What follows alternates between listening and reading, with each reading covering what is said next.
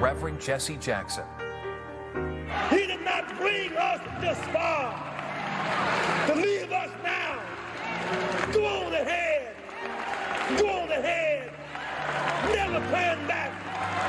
Our time has come. The civil rights icon died early this morning at the age of 84.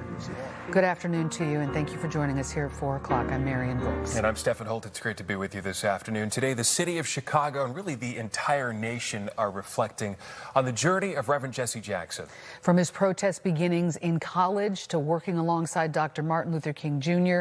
to twice running for president, Reverend Jackson's life has impacted generations. Our political reporter Marianne Ahern takes a look back at some of the many highlights. Few ever roared from a pulpit or podium like Jesse Louis Jackson. I have determined that I will be what I want to be.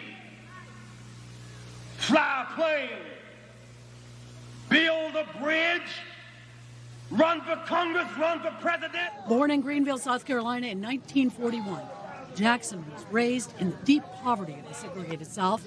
A high school athlete, he won a football scholarship to the University of Illinois, but headed home after only a year. He left, but in 1966, at the age of 25, he returned to study at Chicago Theological Seminary. He was young, ambitious, and increasingly controversial. I am somebody. Chicago became his base, his presence and power growing as a civil rights leader and as a politician. From slave ship to championship, our time has come. From our house to White House, our time has come. In 1984, Jackson unsuccessfully sought the Democratic presidential nomination. He ran again in 1988 and won 11 primaries before bowing out. He earned a primetime slot at the party's national convention and urged the nation to dream. When my name goes in nomination, your name goes in nomination. I was born in the slum, but the slum was not born in me. And it wasn't born in you, and you can make it. Jackson was the most prominent and controversial civil rights leader of his generation. He led crusades fighting black-on-black crime, urged students to excel academically, and implored generations to fight the growing dangers of illegal drugs. Still, controversy was an early and constant companion. He was in Memphis in 1968 when Dr. Martin Luther King Jr. was assassinated. The morning after, Jackson appeared on television in a shirt he said was covered in King's blood, raising questions, according to author Barbara Reynolds. No one knows where he got the blood because he didn't come near Dr. King. There was blood on me because he was bleeding profusely. He had been shot in the neck. What we have seen is the invention of a Negro leader or black leader. First, Operation Breadbasket, then Operation Push became his platform. He helped oust Mayor Richard J. Daley and his allies from the 1972 Democratic National Convention. He battled Mayor Jane Byrne over minority participation over what was to become Chicago Fest. Chicago was his home, but the world was his stage. Fighting apartheid in South Africa, supporting Palestinian rights, and in 1984, securing the release of a downed American pilot in Syrian-held territory in Lebanon. The remarkable life of Jesse Louis Jackson began as the son of an unwed teenage mother with little prospects for a life of achievements, but blessed with intellect and a gift of oratory. I can be what I want to be because there's a me that makes me me. And the ability to seize the moment in both controversy and conviction. Jackson's name will long be remembered. And in a statement that may best sum up his life's journey, the Reverend Jesse Jackson said this: "Those of us who dare to be change agents, who lead by molding opinion and not following opinion polls, always rub the edges of our society." What a life, what a legacy. No question, he will not be forgotten. Jackson's son, Jesse Jr., has a radio talk show, and he didn't miss it today, despite his father's death. And incredible, he shared some of those final moments with his dad today, hearing his last breath. And about 12:35 this morning, I heard a gasp, and it was a deep and a long gasp.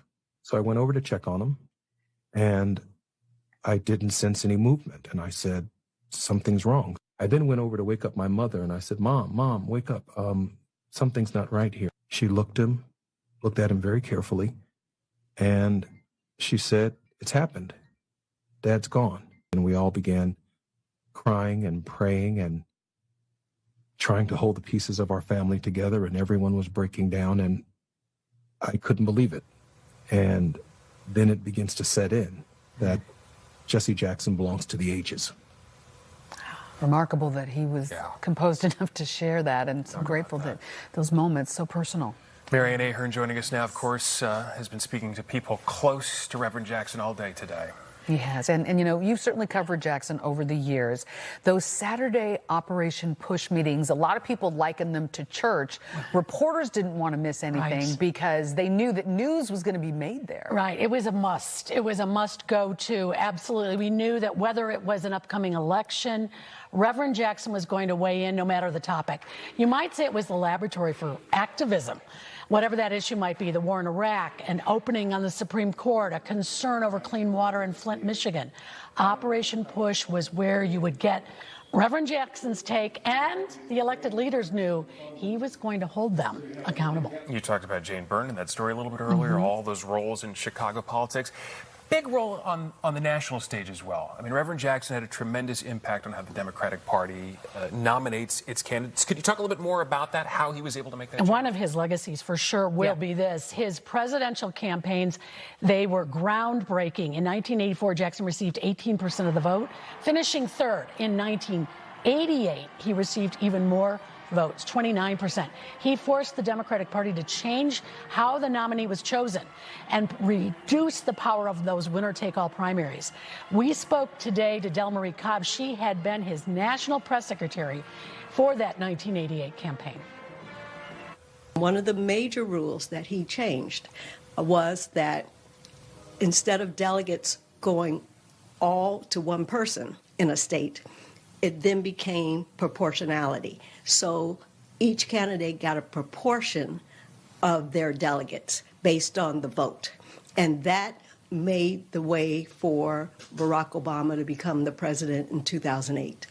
He was the bridge from Martin Luther King to Barack Obama. Absolutely. There would be no Barack Obama had there not been a Jesse Jackson, because Jesse Jackson knew how to use his leverage in strategic ways. Finally, if you ever heard Reverend Jackson speak, it wasn't just those one-liners, and they did. You heard them, of course.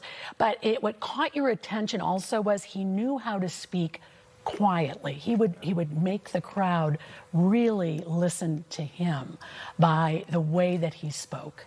And that is really one of those moments I will remember for sure. Certainly a gifted orator, and what an impact in so many areas of life. He knew, like Delmarie said, he knew how to use his influence. He really understood it very well. Key strategist. Thank you, Marianne. And you've had a front row seat for a lot of that. So yes, amazing. For sharing that with us. Thanks, Marianne. Well, of course, there are countless of tributes out there from political figures. They're just pouring in right now. Here's a few of the notables.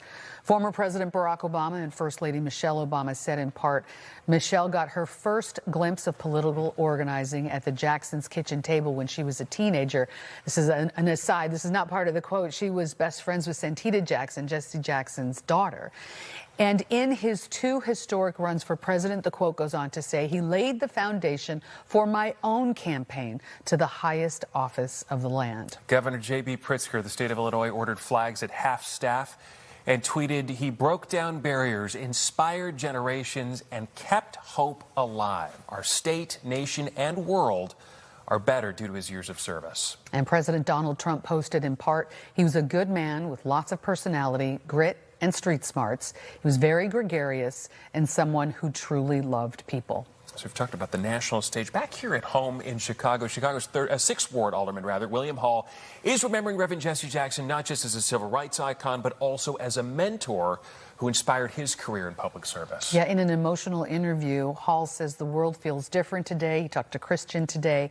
But Reverend Jackson's mission to serve the least and the left out must continue. Christian, I know he was very emotional. Christian joins us now with more on his powerful reflections. You could tell he was quite emotional. Yeah, he was emotional on the morning show this morning, very emotional with us. He worked as a national field director and also Reverend Jackson's personal assistant as well. And he was like a second father to him. And so he worked between 2007 and 2008, and he helped put Alderman Hall on his current path. He saw in me what I didn't see in myself at that time. And traveling the world with him wasn't about, you know, the celebrity of him. It was to serve him. And from the time he opened his eyes, which, depending on the time zone, was 2 in the morning, man. And from the time he woke up to the time he, put his head back on that pillow, my priority was to make sure that he had everything he needed to be the best at serving people. Wow. Wow. You hear a lot about that relationship, the way that he really touched people, not just in public service, but from people in the highest halls of power to people that were on the streets of Chicago. That relationship he had with the alderman, it sounds like there was kind of this mutual respect for each other. Did you pick that up in the interview? Very much so. I mean, he said this was his second father, and he listened to him. And he initially offered him a job. He turned it down because the money wasn't very good. He turned it down? He turned down the job. Then he offered it to him again with a little bit more money, but that allowed him to travel the world and be on this political path and to serve. And that's the thing. It's about serving the people, and that's the most important thing that you learned from him. And he said one of the things I kind of seemed to pull away from him was he believed in him. He made him believe he could do this, and he went to him when he wanted to run. Yeah, well, he didn't come from like the Young Democrats or any other sort of political machine. And he just went out there and did it. And he told him to go do it. And he said, what's the advice? And he said, first to love them, serve them, and everything else will take care of itself. And that's how Alderman Hall has been doing it since then. He feels like he's done a good job, and he wants to continue that as his role as alderman of the 6th Ward. Part of his legacy, part of Reverend Jackson's legacy, for sure. Part of the story. Thank you, Forrest, good to see you. Thank you very much. Thank you. Appreciate it. All right. We'll be back with more on Reverend Jesse Jackson and the impact that he had and has had on young people.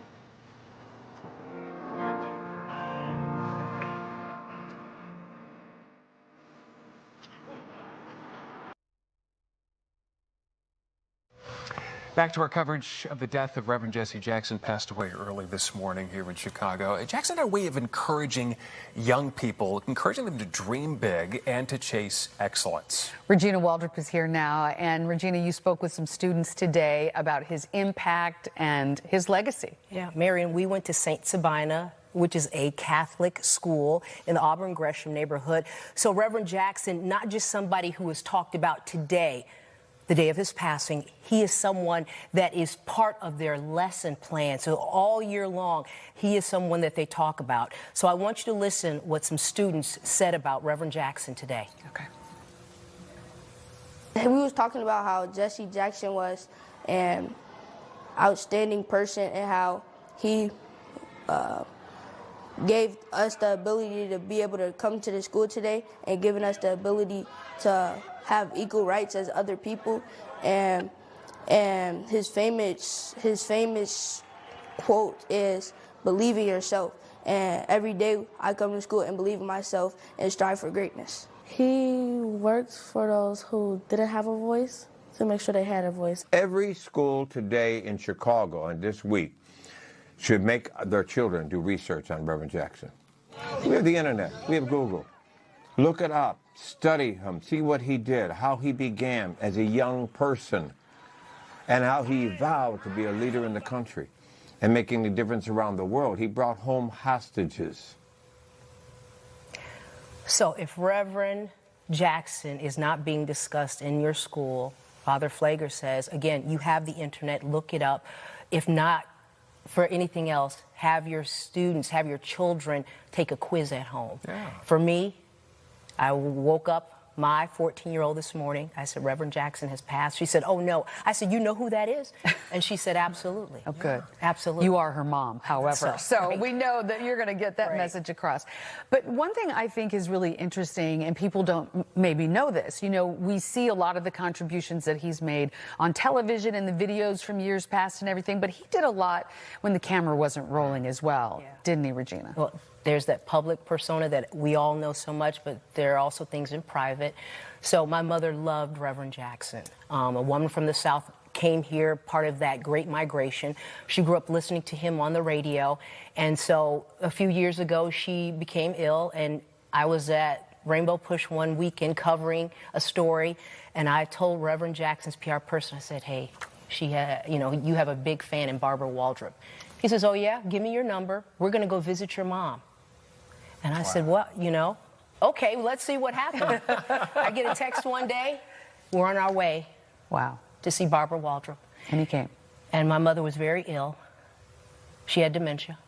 She was paralyzed. He came to see Barbara Waldrop. Isn't that something? What did that mean for you? That he, someone, such a big figure here in Chicago, globally, nationally, I'm getting choked would take up the here, time Stephen. to So, do that, Regina? because I never tell anyone this story, but, you know, again, you see that person on TV, that public persona. He didn't have to go out of his way for my mother, and he never said one thing about it. He never bragged about it. He never boasted about it. He just did it. He made her day. Beautiful. And he made her feel seen, important, you name it. Reverend Jackson did all this for Barbara Waldrop, and I can't thank him and his family enough. Wow, beautiful story. Thank you for sharing it. Thank you. It does speak to his character, and that's what we're talking about today. Thank you, Regina. A lot of memories being shared throughout the day today. And coming up at 4:30, we're going to have much more. We'll be right back after this. We are giants with grasshopper complexes. We don't know how powerful we really are. You to remember Reverend Jesse Jackson Sr. Tonight, there is a growing memorial outside of Rainbow Push Coalition headquarters in the Kenwood neighborhood. NBC5's Charlie Wojciechowski is live at 50th and South Drexel, where so many people have come out today to pay their respects. Charlie? Well, Stephen, Marion, we have seen a lot of people turn out here. Chicago police have erected a barricade all the way around the building, protecting the building for any crowds that might come later on. But everyone we've seen here has come with love and respect for the Reverend Jackson, a lot of them bringing private cards and messages to be put on that memorial, and a lot of them talking about the impact this organization has had on the community. This afternoon, bunting is going up over the door at the South Side headquarters of the Rainbow Push Coalition as neighbors and friends set flowers. Juanita Wade came to see Jesse Jackson almost 20 years ago when she was working through some legal problems. I got the help I needed and more.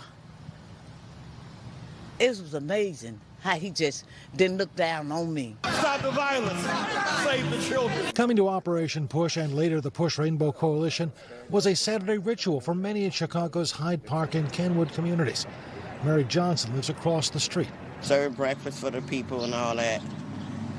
Clothing, anything, I mean everything. It was just a pillar to the community. That pillar was Jesse Jackson Sr., speaking from the pulpit or working behind the scenes, organizing events focused on neighborhood safety and empowerment. More guns does not make us safer. What makes us safer is economic opportunity. And this building, which was originally the home of Operation Breadbasket, founded by Dr. Martin Luther King's Southern Christian Leadership Conference, was an oasis for many, including Hermine Hartman, founder of Indigo. We've lost a giant. I've lost one of my dearest friends. We're thankful for his life, his giving, his living, his legacy. Former Congressman Bobby Rush, who says Jackson saved his life back in his Black Panther days, says the time has come for the students of Jesse Jackson to carry on his teachings. I don't know where to go because he is missing. And so we are seeking direction, and our leader is absent. Now, part of that healing process will be funeral services for the Reverend Jackson. Those will be announced in the next couple of days, as will a celebration of life ceremony. The family says they have established a website to post more information about those events when that information becomes available. We are live at 50th and Drexel, right in front of Rainbow Push Coalition headquarters. Charlie Wojciechowski, NBC5 News. Okay. Charlie, Thank you very much. We appreciate it. So Reverend Jackson, of course, commanded media attention and for decades as a minister, as a politician, and a champion of civil rights. Our coverage of the life and death of Jesse Jackson continues now with NBC Chicago's Chuck Gowdy, who has reported on the multifaceted Jackson for more than 4 decades. Chuck? Marian, any journalist in Chicago for a minute or two has Jesse Jackson's stories. His coattails were long, with lots of people along the way trying to grab hold. And the shadow he cast was even longer, from a frame that stood 6 feet 3 inches and an arm span that made him an attractive college football recruit, first at U of I in 1959, then as starting quarterback at North Carolina A&T. In August 2014, the streets of Ferguson, Missouri, near St. Louis, were up for grabs after an unarmed teenager was shot and killed by police. Our news crew was in body armor and reporting from beneath gas masks as tensions escalated when the Reverend Jesse Jackson showed up unannounced to march with protesters. Jackson's appearance was his standard MO, strolling onto the scene, reducing the temperature for the moment, and trying to dial back hostilities, which he did for a time on these couple of days in Ferguson. Even though the tempers and the tension would strike again, at least when the Reverend Jackson put himself in the middle of things, there was a calming effect in those moments. Over the years, there were many disturbances, such as this one, where Jesse Jackson's presence alone changed behavior and the course of events. Many times he was more popular and powerful away from Chicago, arriving on the scene far from his hometown, that crowds considered his presence something special, deserving of their attention. In Chicago history, it may be noted that Jackson was conspicuously absent from the kinds of challenging moments that would draw him to out-of-town venues.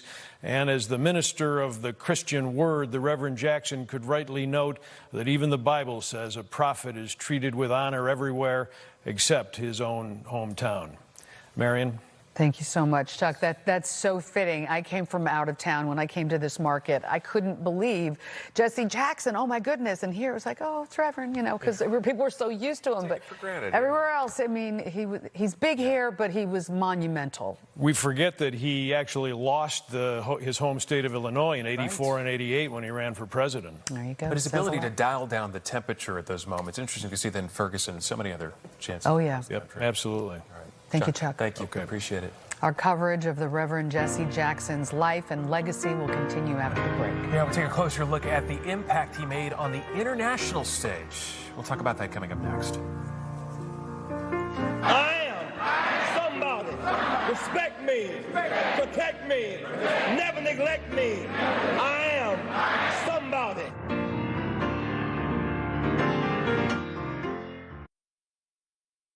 We continue to remember Reverend Jesse Jackson, who passed away this morning. His legacy is well established in Chicago and even in the country, but many may forget the impact he's had internationally. Let's take a closer look at that. Patrick Fazio in the newsroom for us with that part of the story. Hey, Patrick. Hey, Stephan and Marion. Yeah, Reverend Jackson will also be remembered for negotiating the release of hostages around the world. Over the decades, he's credited with helping to free hundreds of people taken captive, including U.S. service members. Free at last, free at last. Thank God Almighty, we're free at last. In 1999, Reverend Jesse Jackson helped free 3 U.S. soldiers taken hostage in Yugoslavia. We can use moral authority to, in fact, intervene and within the law, pursuing human rights. Reverend Jackson had traveled to meet with the president of Yugoslavia. Good morning. I'm fine. And eventually negotiated the release of the 3 U.S. soldiers taken captive during that country's war in Eastern Europe. Thank Reverend Jesse Jackson, the clergy, for coming to help get us released. A year later, Reverend Jackson received a White House honor for freeing those soldiers. President Clinton awarded him the Presidential Medal of Freedom, the nation's highest civilian honor. It's hard to imagine how we could have come as far as we have without the creative power, the keen intellect, the loving heart, and the relentless passion of Jesse Louis Jackson. President Reagan also honored Reverend Jackson in 1984 for negotiating the release of a U.S. Navy lieutenant held captive in Syria after his plane was shot down. We have made contact with the State Department. Over the decades, Reverend Jackson also negotiated the release of other Americans, including those held in Cuba. He's also credited with helping to free 700 women and children held after Iraq's invasion of Kuwait in 1990. It's time for healing. It's time for hope. Reverend Jackson joined Jewish leaders in 1999 to call for the release of 13 Jews held in an Iranian prison. This is a community of faith reaching out to our religious counterparts inside Iran, because we believe that civil society and religious organizations have a powerful role to play. Reverend Jackson also joined Nelson Mandela to end apartheid in South Africa, motivated by the dream of Dr. Martin Luther King Jr. when they worked together during the Civil Rights era. The dream continues and the struggle continues, but every now and then we see flashes of hope. Inclusion leads to growth, and when there is growth, everybody wins. And another part of his international legacy, Reverend Jackson served as a special envoy of President Clinton to promote democracy in Africa. Back to you. When you put it all together like that, we do kind of forget some of his international impact. Patrick, thank you for bringing us that part of the story. We've got more to come on the death of Reverend Jesse Jackson. Coming up after the break, we're going to join Carol Maureen to help break down his political legacy. Don't go away. Of Reverend Jesse Jackson, who died today, a civil rights icon, but also a trailblazer right here in Chicago. Joining us now to add some perspective, our political analyst and longtime NBC5 political reporter, Carol Maureen, an anchor as well. She's done it all. You covered Reverend Jackson's presidential campaign in '84 and '88. What was your impressions of covering him as a candidate, a presidential candidate? You know, in '83, we were in Quitman County, Mississippi. And that is not a place that it could be friendly to Jesse Jackson, but quite unfriendly, too. I remember traveling with his sons and him and watching Jonathan and Jesse Jr. look out for anyone who might shoot. You know, I mean, the fear, the risk that their father was taking in mounting that campaign, I don't think we can ever underestimate. And yet he was electric, magnetic. There's something about Jesse Jackson. If you say no, he says yes. No doesn't work for him. And so he launched that bid, did shockingly well, and then rolled into '88. And '88 was someplace where in 13 different state primaries and caucuses, he won. He won in Michigan among white farmers. You know, he won in Ohio among, Iowa factory workers. What was it, do you think? How did he reach people? They were disenfranchised. They were disillusioned.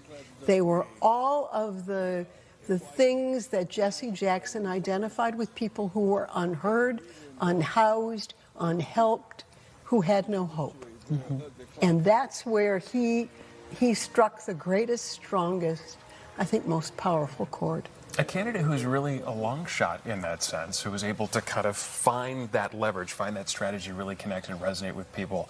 We heard that clip from Del Marie Cobb earlier, who said, had it not been for Reverend Jackson, we would not have seen a Barack president Obama. like Barack Obama. Right. Do you agree with that? I do agree with it. I do agree with it because Jesse Jackson set the table in many ways for Barack Obama. And if Barack Obama said, as he said more than once, how improbable his quest was, compared to Jesse Jackson's, I mean, Jackson's was impossible, and yet he defied the odds, and he defied the people who told him, no, can't be done, shouldn't be done. And even when he stumbled, and there were some serious stumbles along the way, he would say, God isn't finished with me yet, and move on. He was undeterred. I want to talk a little bit about his legacy. Today, we're talking a lot about his legacy. Some people remember and some don't. For African-American candidates, even aside from Barack Obama, because there are many on many levels that he touched, what would you say his legacy is for them? He gave them the hope to do things that they were being told they probably couldn't do, or support they couldn't have. Remember, Jesse Jackson came to Chicago and formed Operation Breadbasket before there was PUSH. There was Mayor Richard J. Daley then. Daley was not a fan of Jesse Jackson's, nor was Jackson a fan of the mayor's. This was an even more segregated city than it even still is to this day. So the challenges were greater, the partitions on race and the economy of people more profound. So Jackson, I really think, dropped the seeds and grew the plants that ended up being really the political trees that have launched so many candidates. Including his own sons. Including his own sons. Yeah. His own family. We think of some of the issues that he was trying to tackle back in the 60s and the 70s, 80s. A lot of the issues we're facing today. Is there this generational message, this generational legacy that he leaves behind that is relevant today just as it was 20, 30 years ago? Well, I saw the piece with Mike Flager, you know, and his Catholic school and those kids who were studying. Regina's piece was so touching to me. The fact is that, like Martin Luther King, he does live. His words live. I saw a YouTube video yesterday, and it was Jesse Jackson reading, "I do not like green From eggs." Saturday Night Live. I do not like green eggs and ham.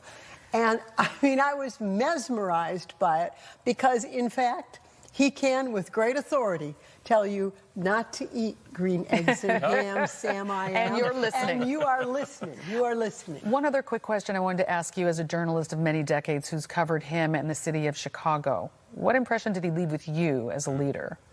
He was complex. I mean, he was a very complex man, and we can't oversimplify that. There were many dimensions to him. He could be a theologian. He could be a hard case politician. You know, you can't reduce someone of that size to a small kind of description. And that, I think, is really important because he had all the possibilities. He grew up with all the impossibilities. Single, unwed mother, poverty, you know, being told no. Not everybody in black leadership loved Jesse Jackson. We can't forget that. I mean, there were challenges. He was young and bold, and some of the older leaders not so nuts about him. And now, look, he is one of the oldest, most iconic leaders that we have seen developed in this country. One thing you have to say about him, he showed up. He Consistently always showed up. Even when he was ill, he continued to show County up. jail, Congress, I don't care where, he was showed there. up. That's right. Carol, thank you for your It's good to see you. perspective. Thank you so much. Appreciate it. Rooms. Marion? Yes, his impact was felt far and wide, clearly. Thank you for bringing us that part of the story, Rose. We appreciate it.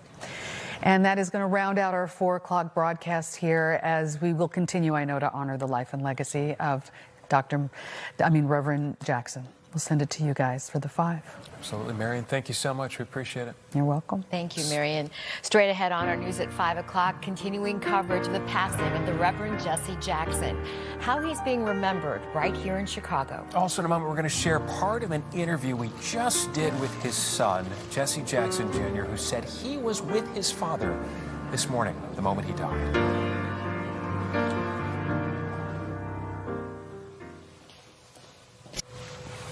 On the NBC 5 News at 5, we honor the life and the legacy of Reverend Jesse Jackson, who died early this morning at the age of 84.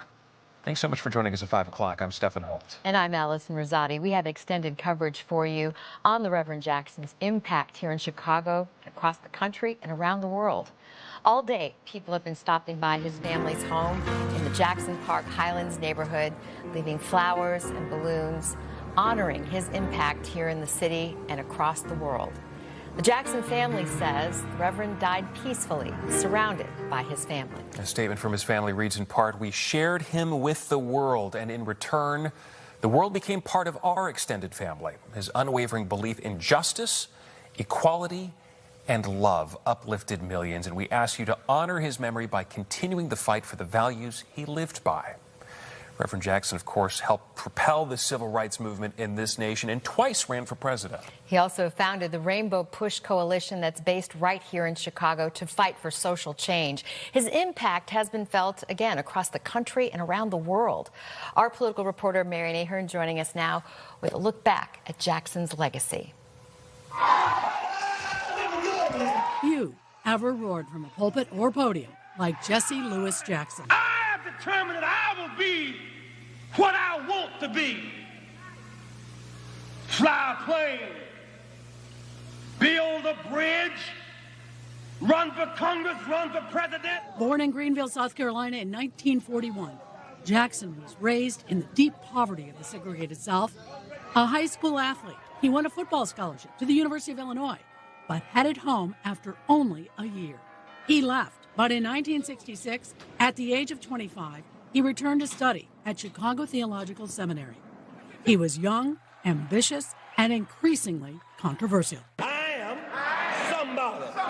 Chicago became his base, his presence and power growing as a civil rights leader and as a politician. From slave ship to championship, our time has come. From our house to White House, our time has come. In 1984, Jackson unsuccessfully sought the Democratic presidential nomination. He ran again in 1988 and won 11 primaries before bowing out. He earned a primetime slot at the party's national convention and urged the nation to dream. When my name goes in nomination, your name goes in nomination. I was born in the slum, but the slum was not born in me. And it wasn't born in you, and you can make it. Jackson was the most prominent and controversial civil rights leader of his generation. He led crusades fighting black-on-black crime, urged students to excel academically, and implored generations to fight the growing dangers of illegal drugs. Still, controversy was an early and constant companion. He was in Memphis in 1968 when Dr. Martin Luther King Jr. was assassinated. The morning after, Jackson appeared on television in a shirt he said was covered in King's blood, raising questions, according to author Barbara Reynolds. No one knows where he got the blood because he didn't come near Dr. King. There was blood on me because he was bleeding profusely.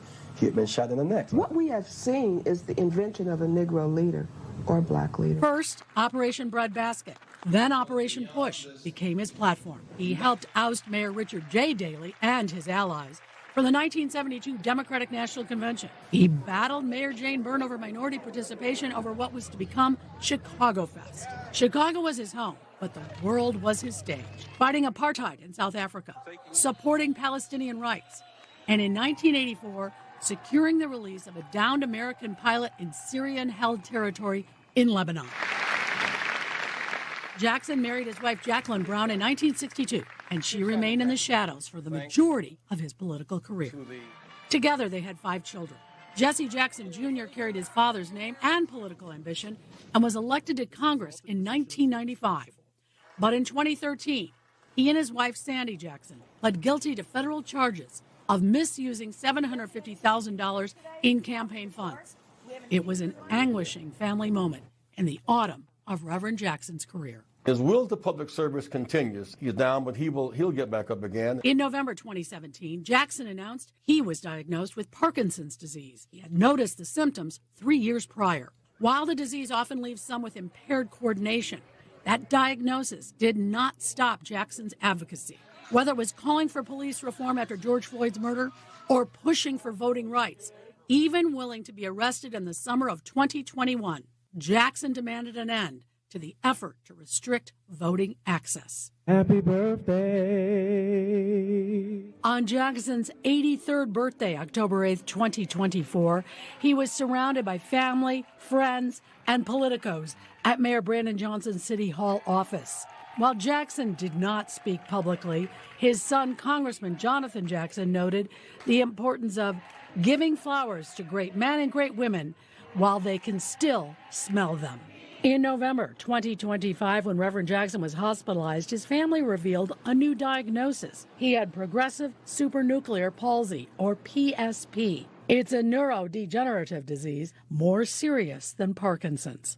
The remarkable life of Jesse Louis Jackson began as the son of an unwed teenage mother with little prospects for a life of achievements, but blessed with intellect and a gift of oratory. I can be what I want to be because there's a me that makes me me. And the ability to seize the moment in both controversy and conviction. Jackson's name will long be remembered. And in a statement that may best sum up his life's journey, the Reverend Jesse Jackson said this: "Those of us who dare to be change agents, who lead by molding opinion and not following opinion polls, always rub the edges of our society." Marianne Ahern with a look back there. And of course, Jesse Jackson, remembered today as a civil rights icon. But important to remember, through all this, he was a husband and a very proud father. A very proud father, and just spoke moments ago with his son. I spoke with Jesse Jackson Jr. about what it was like in these final hours, and he spoke from the heart in just a few moments ago in a Zoom call. It was very, very painful. In fact, I didn't want to leave the funeral home at 3 o'clock this morning, in small measure because my father would not have wanted to be alone. I know that about him, that he needs community, that he needed people, and that he got great energy from being around people. The great Jesse Jackson is no more, and it was very, very painful, but I now empathize with millions of Americans whose parents are aging and going through the exact same thing, and it's something that I want to address if I'm ever in a position to do so. In fact, we were just with Jesse Jackson Jr. yesterday when he participated in a debate as he looks for a political comeback. And Jesse Jackson's such a huge part, not only of the city of Chicago, nationally and globally. He will be remembered so fondly, too, for always showing up, always being there and championing those who didn't have a voice. Absolutely. You know, we knew him here in Chicago, but he was a world voice. And I think we will see in the weeks ahead when his funeral here in Chicago will be much like a state funeral, that we will likely to see former presidents be here, as well as perhaps world leaders who interacted with Jesse Jackson over the years. He had so many powerful messages, too. Keep hope alive, the one that I know always rings in my heart when I think of him. I covered him for more than 40 years as a reporter in Atlanta and then here in Chicago, and those speeches, you know, you couldn't have walked away without taking something. You know, the dream was a lie, all of that. And also his ability to make you listen in a quiet way to what he had to say. Effective communicator, but we saw he did a lot of things too, here in Chicago and around the world. Right. He demanded the attention of elected leaders, but he also got results. Yeah. He sure did. All right, Marianne Ahern, thank you so much. Appreciate it. Appreciate the look back. While Jesse Jackson's cause of death is still not confirmed at this moment, he was battling that rare neurological disorder called progressive supranuclear palsy, also known as PSP. NBC5's Courtney Sis shares more about this disorder and how Jesse Jackson battled through it. 84-year-old civil rights leader Jesse Jackson remained a symbol of strength throughout his life, even in the past decade. He first revealed he had Parkinson's disease in 2017, something he had been undergoing treatment for since 2015. But last year, Rainbow Push said Jackson had been diagnosed with progressive supranuclear palsy, or PSP. What makes PSP different than Parkinson's disease is it usually doesn't respond to the Parkinson's medications. Dr. Amy Brown is a national leader in PSP and a neurology professor at Vanderbilt University. Eventually will also cause difficulty even moving your eyes horizontally, which really impacts patients. That light sensitivity really impacts patients, that difficulty swallowing, and an ability to not walk. So those symptoms progress a lot quicker. So far, there's no cure, but even so, the diagnosis didn't stop Jackson. He continued to push for civil rights, attending marches and fighting for criminal justice reform after the death of George Floyd, to making an appearance at the Democratic National Convention in summer 2024. And while he didn't speak, his presence was enough to captivate an entire arena and move an audience to tears. One of the last public appearances he attended was his 83rd birthday celebration in October 2024, where he accepted an award at the mayor's office. He was unable to attend his 84th this past October, and in November was hospitalized. But Jackson's resolve never wavered. He leaves behind a legacy defined not by illness, but by impact. Courtney Sisk, NBC5 News. An incredible life. Absolutely. Still ahead for us at 5, another unique viewpoint on Reverend Jackson's life. We're going to talk to former NBC5 reporter and anchor Art Norman, who knew Reverend Jackson for decades. He would be walking a picket line, serving the homeless meals on weekends, turkeys, Christmas toys. That's what he did. And he wanted to do that, and he was still in college. Our Marion Brooks sits down with Art Norman to talk about Jackson's legacy, and we'll bring that to you next. Then is a freedom train coming. But you got to register to ride. Get on board. Get on board. Get on board. Get on board. Right on. we're continuing our coverage, remembering the Reverend Jesse Jackson tonight. And this afternoon, our Marion Brooks got a chance to sit down with former NBC5 anchor and reporter Art Norman, whose relationship with Jackson actually goes back to his college days. So what did Reverend mean to you? Reverend was the vehicle of change. I think of Reverend fondly if I go all the way back to my college days. When I was in college at Johnson C. Smith University, every Saturday I would get in a car and drive 33 miles north to A&T University, where Jesse was playing football. He was an all-American quarterback at A&T. Great passer. He could throw us a touchdown 60 yards. Unbelievable. He would go out on weekends and raise money to get books for kids who didn't have money, because books are expensive in college. And you got to go about $200-300 just for books. And Jesse would go out as the president of the student body at A&T University, in addition to being the quarterback. And in addition to walking picket lines, he made sure freshmen coming into the school had books if they came from poor neighborhoods. And so that's one of the things I liked when I came from Harlem to Johnson C. Smith. There wasn't much help for me. I was a waiter, and I waited tables and everything like that, but I got over. But Jesse made it easy for young people coming into HBCUs to get money to buy books. But he would be walking a picket line, serving the homeless meals on weekends, turkeys, Christmas toys. That's what he did. And he wanted to do that, and he was still in college. I'm like, wow. The thing that I loved about Jesse, he picked me to be his co-host on the radio. The radio show was called Keep Hope Alive. And on Sunday mornings, from 5 until 9 o'clock in the morning, me and Jesse on the radio, taking calls from all over the country. I mean, all the presidential candidates called in and talked to Bernie Sanders. Was funny. He is on the radio talking to Jesse and me, and we're sitting there talking and laughing. What did Reverend mean to journalists? Well, it solidified jobs. For example, if like when Vernon Jarrett, the founder of NABJ, they called him a knee-jerk journalist. The Sun-Times did that. That's after he worked in the Sun-Times for over 30 years. They called him a knee-jerk journalist.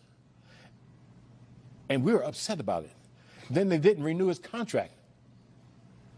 Put him out the pasture. And I got together with John Johnson, Dick Gregory, a guy named George O'Hare, and a lot of black journalists, Warner Saunders, and all of us. We all got together. We're going to walk with picket signs in front of the Sun-Times to put Jesse. That was all Jesse's idea. He said, "Get the picket signs, Norman. Get the picket signs. Get everybody that you see on TV. Have them walk with the picket signs in front of the Sun-Times building." I said, "You think you have a job, Reverend?" He said, "You better have a job." So he was kind of funny, but he very, very truthful. So we did that, and we saved Vernon Jarrett's job. They hired him back. Jesse loved journalism. He loved to respect journalists. And he wanted to make sure that we had contracts. He wanted to make sure there was a way to renegotiate your contract.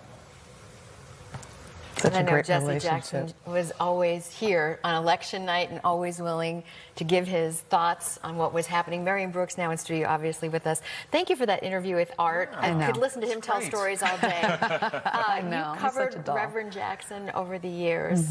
Your thoughts tonight? I have to say, when you're in Chicago, Reverend Jackson is big, but I grew up in Oregon, went to school in Georgia, and Reverend Jackson was huge. I can't even express to you.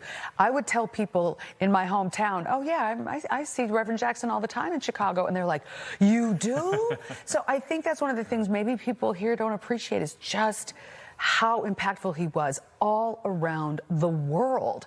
And he's beloved here, of course, and all the work he did here, and so much without being recognized in public.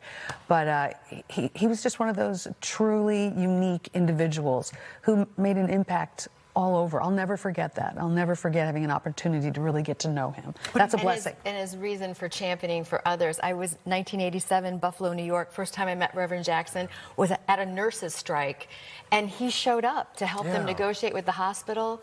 Could not have been more incredible. So you know what I mean, yes. right? And he showed up so often. That's one of the things about him. He showed up and made a difference every time. From newsrooms to hospitals to internationals. He had his finger on the pulse of everything. He did. Yeah, he did. Marion Brooks, we appreciate it. Thank we will miss him. We will miss him. We will miss him. It's good to see Art Norman.